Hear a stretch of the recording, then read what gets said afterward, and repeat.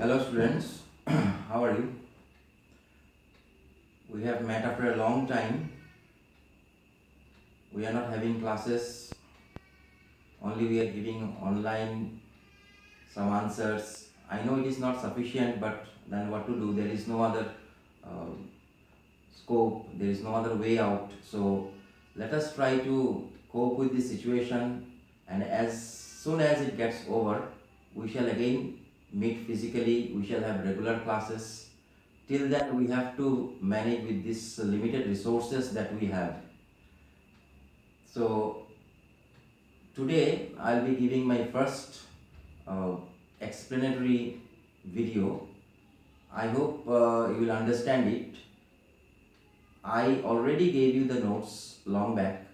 I think you have learnt it also. And today I will give you an explanation of a chapter, and it will help you to understand it better so that you can learn or remember the question answers already provided. So let us today start with this chapter from our second term course. The name of the poem that I am going to explain today is In the Bazaars of Hyderabad. Uh, I think you have all read the poem and you have understood also very nicely, because it is a very simple poem. There is nothing difficult to understand. Still, we'll try to make it easier for you. So let us today start with a poem, the title of which is In the Bazaars of Hyderabad, and it is written by the Nightingale of India, Sarojini Naidu. Here she draws a picture of a typical Indian market, a bazaar. I think all of you have gone to markets with your parents and you know what things are sold there, how the vendors keep calling for their trade, and how they display their things. All these are very natural and normal scenery is very beautifully expressed in the form of a poem by this poetess. So today we let us go through the poem once, and I hope you will enjoy this class. In the bazaars of Hyderabad, what do you sell, O ye merchants? Richly your wares are displayed. Turbans of crimson and silver, tunics of purple brocade, mirrors with panel of amber, daggers with handles of jade. Here you will find there are two persons or narratives. That is, one is asking and the others are replying. We may imagine that the poet is on a visit to a market and she sees different things and she asks the sellers what they are selling. So first sentence, the line of the poem is, what do you sell, O ye merchants? Ye means you. So you merchants, what do you sell? What are you selling? Tell me, I want to know, what are you selling? Richly your wares are displayed. And then the poetess sees that the wares means the trade items, the things that the sellers are selling in the market. These are called what? Wares. So richly your wares are displayed. That means the sellers have displayed their trade items, the things for sale, very beautifully. They have designed and arranged for display so that the buyers can come and get attracted seeing their display of the things. So whenever we go to market, we see that the sellers, they arrange very beautifully, suppose mangoes or apples or other fruits. And even in the fish market, if we go, we see that the different kinds of fish, they are all arranged beautifully and kept for sale. So seeing this rich or beautiful display of the wares, the poetess asks, what are you selling? Then the remaining four, these are answered by the sellers. They are telling, or they are replying to the poet's question, that they are selling turbans of crimson and silver. They are selling turbans. You know, turbans is a kind of cap like thing which is worn by people, especially the Punjabis. This is called turban. In our Bengali we say pagri. I hope you have understood what is that. So they are selling the turbans which are of crimson and silver. The beautiful colors, crimson and silver, of these the turbans are made. Tunics of purple brocade, and they are also selling tunics. Tunics, do you know what is the meaning of tunic? Tunic is a kind of salwar kurta type clothing, which is very common in India, which is our traditional cloth. So they are also selling the tunics which are made of purple brocade. These are purple color and these are made of brocade. Brocade means a thick type of thick heavy cloth which raised pattern made specially from gold or silver silk thread. So they are very beautiful cloth, heavy cloth with golden or silver silk thread. Designs are very ornate, very beautiful, intricate designs, and they are selling such tunics made of brocade in purple color. Mirrors with panel of amber. They are also selling mirrors. The panels of the mirrors, panels, I hope you know that the sides of the mirrors, they are made of amber. Do you know what is amber? Amber is a kind of a color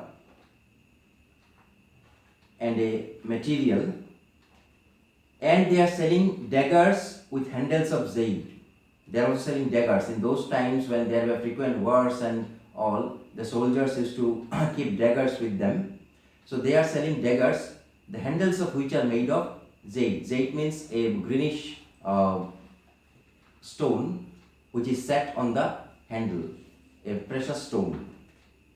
And these are the things which are the sellers, they are selling in the market. In the first stanza we come to know what are they selling. They are selling turbans, they are selling tunics, they are selling mirrors, they are selling daggers.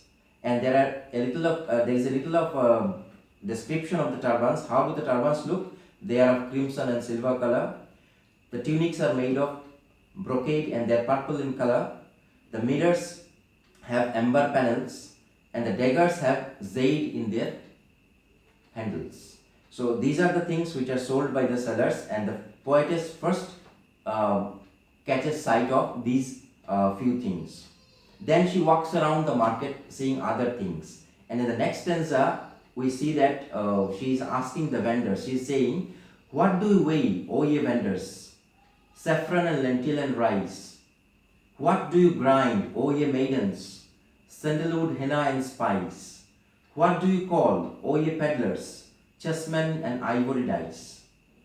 Now, she first sees the vendors and she asks, what are they weighing? Weighing means to take the weight of something, measuring the weight of some trade items. So she asks the vendors, what are you weighing?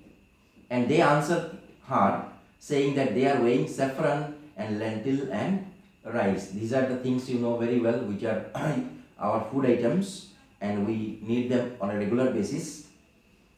Then she sees the maidens. Maidens means unmarried young women. And they are grinding something. She asks them, what do you grind? What are you grinding? And they reply her that they are grinding sandalwood, henna and spice. So these are the things which are needed by especially the women. Sandalwood, you know, we get the sandalwood from the tree, and it is called, in Bengali we call it chandan, which is very holy, and we need it for various purposes, for puja purpose and any other purpose, for beautification and all. Henna is also same, which is used for this mehendi and even dyeing the hair and all these things, and even designing on the arms and all. So henna and spice, different kind of spices they are grinding. At that time they did not have the grinder machine, so they had to do it manually with their hand and with the instrument whatever they had. So they are here grinding the sandalwood, henna and spice.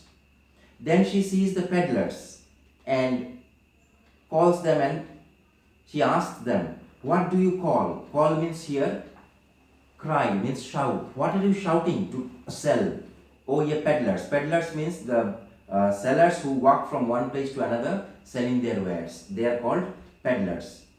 And the peddlers reply the poetess that they are selling chessmen and ivory dice. Chessmen, you know, and ivory dice, the dice which is made of ivory, that is elephant tusk, which is very costly and very beautiful also to look at. So they are selling two things. They are selling chessmen. At that time, the game of chess was also very popular. You know it from the ancient times. We had chess and even ivory dice. Ivory dice is also used. We sometimes use the dice to play the ludo and all. So that time the dice was often made of ivory. Nowadays, of course, you will get it very hardly. You will get an ivory dice. You have to pay a huge sum of money for that. But at that time, the ivory dice was very common. So they were selling chessmen and ivory dice. So till here we see she meets the merchants. The merchants are selling their turbans, tunics, mirrors and daggers. Then she meets the vendors, and the vendors are selling saffron, lentil and rice. Then she sees the maidens, and the maidens are grinding sandalwood, henna and spice for the customers. And then she sees the peddlers. The peddlers are selling chessmen and ivory dice. What do you make, O ye goldsmiths? Wristlet and anklet and ring, bells for the feet of blue pigeons, frail as a dragonfly's wing, girdles of gold for dancers, scabbards of gold for the king. Now she takes a walk again and she meets the goldsmiths. They were also in the market and they were selling different kinds of golden ornaments, gold ornaments, and they were also preparing or making those ornaments in the market. So she asks, very curious she was, and she asks what they were making, and they reply that they were making wristlet and anklet and ring. These are all gold ornaments. Wristlets are worn on the wrist like a wrist belt. Anklet is worn on the legs. We call it nupur in Bengali. Anklet, and they were also making ring for either for the ears or for the fingers.